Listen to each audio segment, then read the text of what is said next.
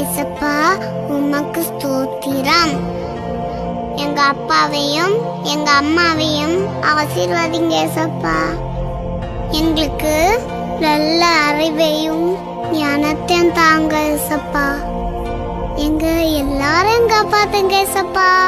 அன்பு குழந்தைகள் அருகில் இருப்பதே ஆண்டவன் தொண்டு என்றார். இயேசு ஆண்டவன் தொண்டு என்றார்.